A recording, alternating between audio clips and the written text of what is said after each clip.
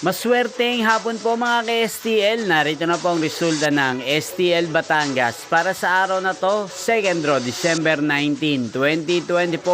Araw ng Huwebes. Naway ang mga natayaan nyo pong mga numero kanina ay manalo nawa ngayong hapong ito, 4:30 PM. Kaya kunin nyo na po ang inyong mga tickets. Narito na po ang resulta.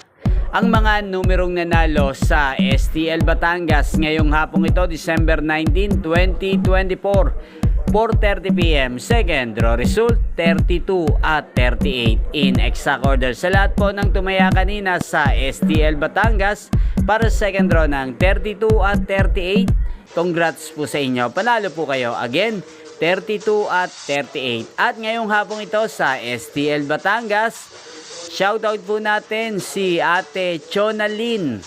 Ate Chonalyn ng Batangas, shoutout po sa iyo. Naway nasa mabuti ka pong kalagayan. At sa lahat po ng mga taga Batangas dyan, shoutout po sa inyo. Inyo pong napanood ang resulta ng STL Batangas sa channel na to, Roderick Hernandez TV. Maraming salamat po sa patuloy nyo pong pagsuporta sa akin channel. Magkita-kita pong muli tayo mamayang 8:30 PM dito po sa channel na to.